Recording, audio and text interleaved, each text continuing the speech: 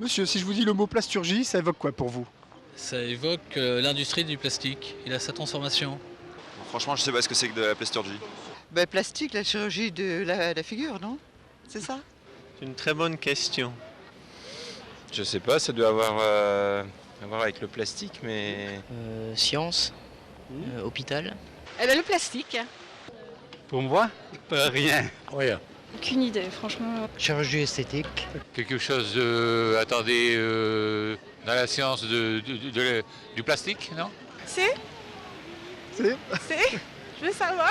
Comme vous pouvez le constater, le mot plasturgie est plutôt mal connu du grand public et pourtant le plastique est utilisé dans la vie de tous les jours, à tous les instants. Je vous invite à découvrir avec nous un secteur innovant et dynamique, la plasturgie dans le Nord-Pas-de-Calais.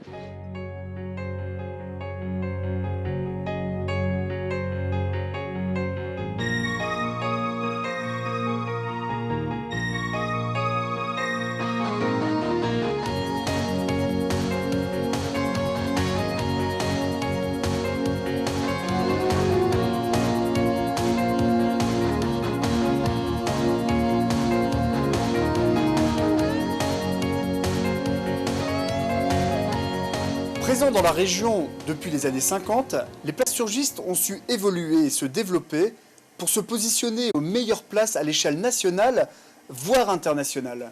Leur force, c'est la présence sur le Nord-Pas-de-Calais de l'ensemble des procédés de transformation couramment utilisés dans la profession, que ce soit dans les domaines des thermoplastiques, des thermodurcissables ou encore des composites.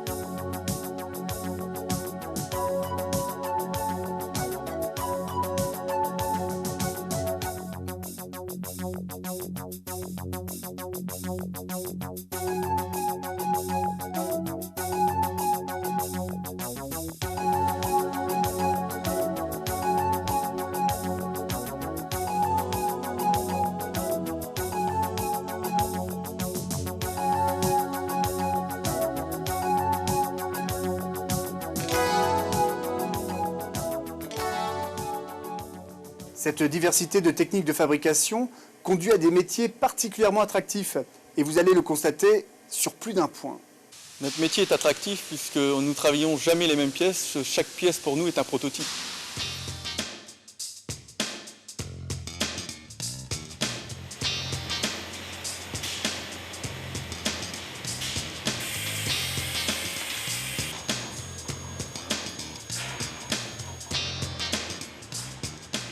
Il est attractif, pour moi c'est une passion, c'est un métier que j'aime.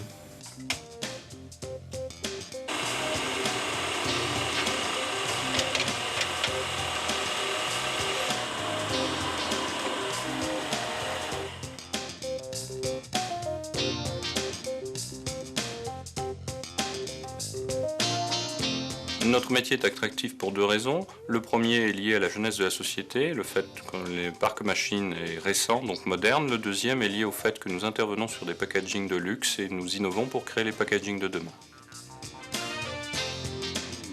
Je vous citerai qu'un exemple, 30% du personnel féminin travaille dans cette entreprise.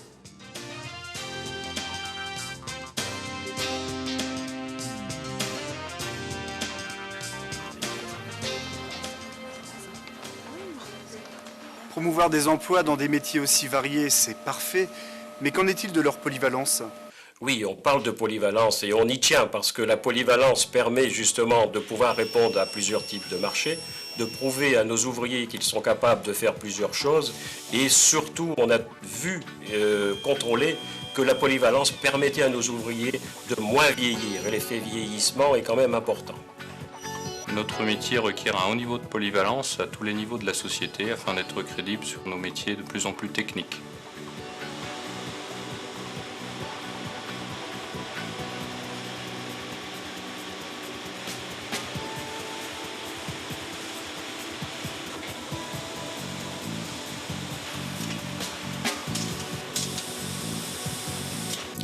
Certainement, la diversité de nos activités nous oblige à une polyvalence du personnel.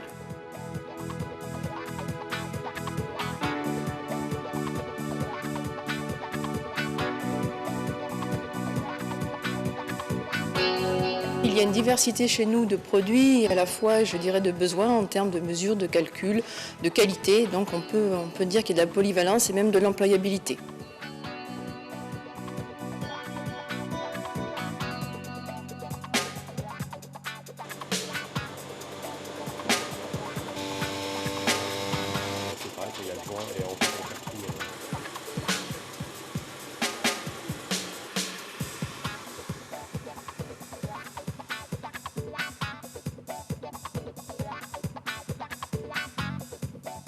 Nous l'avons constaté, le métier de plasturgiste n'est pas monotone et il offre de nombreux plans de carrière.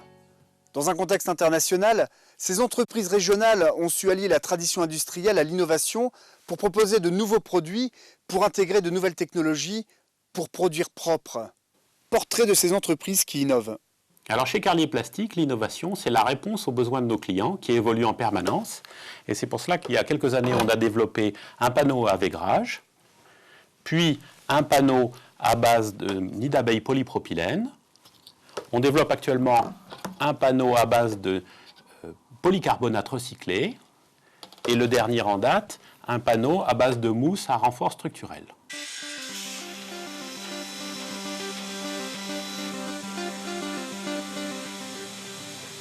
L'innovation, c'est prendre des risques avec nos clients pour créer leurs produits et pour le mener à bien, tant sur le plan technique que sur le plan économique.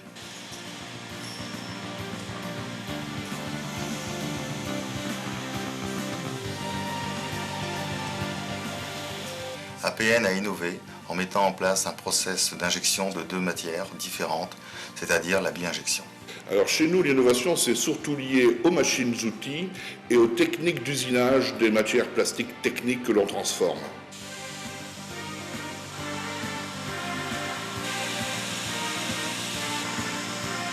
Alors nous avons innové par l'investissement de machines-outils performantes, à grande dimension et de grande capacité, et aussi dans l'usinage à grande vitesse.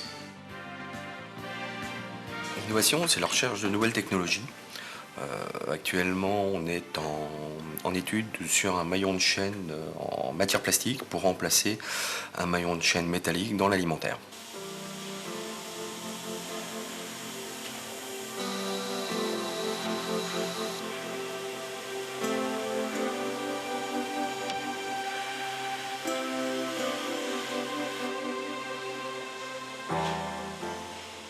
Nous innovons dans les moyens de production et les moyens de contrôle, du simple détrompeur avec lequel nous travaillons avec les opérateurs jusqu'à la conception d'outillage. Pour nous, l'innovation commence par une veille technologique, l'analyse des brevets et des visites de salons spécialisés, l'analyse du marché et enfin proposer des produits nouveaux, meilleurs techniquement et idéalement plus économiques. Nous innovons dans deux domaines, dans le domaine de la bagagerie, avec des lancements de nouveaux produits régulièrement, et dans le domaine de la diversification pour d'autres clients, en particulier dans l'automobile.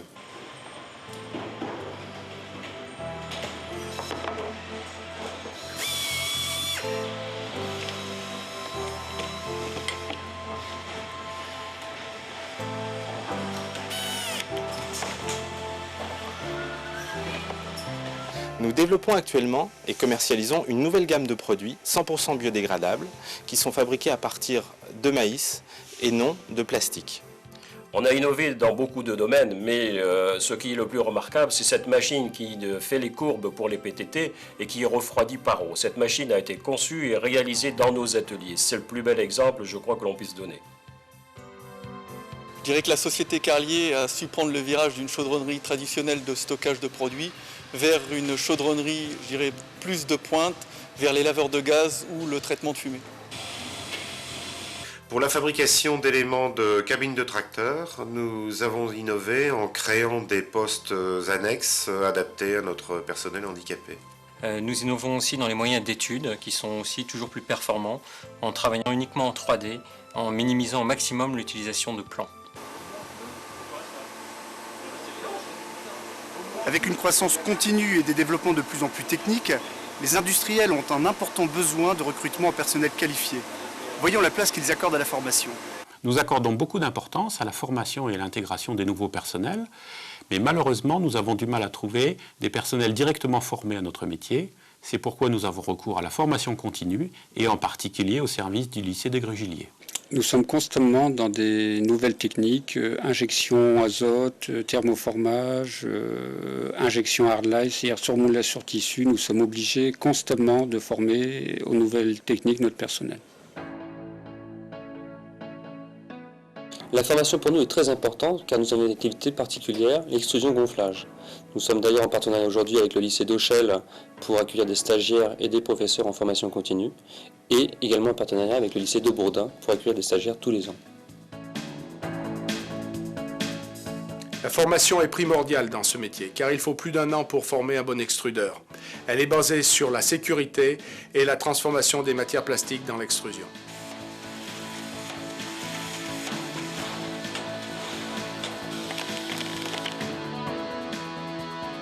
Notre but dans la formation, c'est de valoriser le personnel à mobilité réduite pour dépasser leur handicap.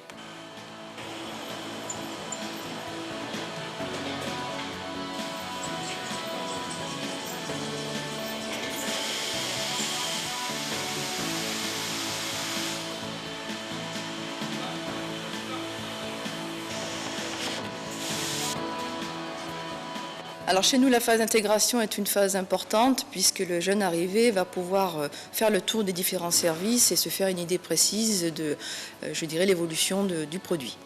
Métier jeune, tout à fait. Notre moyenne d'âge est très basse. D'avenir, oui, parce que nous sommes sur un secteur en devenir avec des nouvelles techniques et une nouvelle approche. Au niveau de l'apprentissage, à intégrer directement chez nous, parce que les jeunes ont un désir d'apprendre et nous sommes là pour les former afin de les intégrer à des formations professionnelles directes. La formation est un vrai challenge pour les industriels. C'est grâce à la qualification de leur personnel et à la présence de centres de recherche et de développement que ces entreprises trouveront la réponse la mieux adaptée aux attentes des clients. Et en matière d'environnement et de développement durable, quelle est aujourd'hui leur politique ? Nous intégrons le respect de l'environnement aujourd'hui dans le développement de nos produits en essayant d'utiliser des matériaux 100% recyclables et également en développant des process non polluants. Nous respectons l'environnement en recyclant 100% de nos déchets, plus l'achat de déchets extérieurs. Cela représente 2500 tonnes par an. Un responsable environnement intègre dès le développement le groupe projet.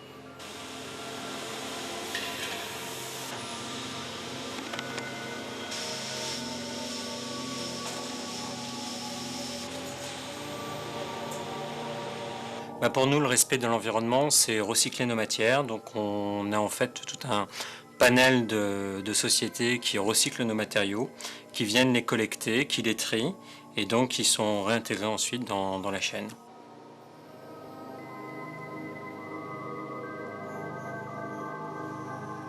Notre reportage touche à sa fin. Il montre que la région Nord-Pas-de-Calais est devenue un pôle plasturgie incontournable pour la conception, la mise au point ou la fabrication des pièces plastiques. Et pour conclure, un dernier mot des industriels sur l'excellence de leur métier. Carlier Plastique, c'est une entreprise qui roule. Avenir. La diversité. La nouveauté.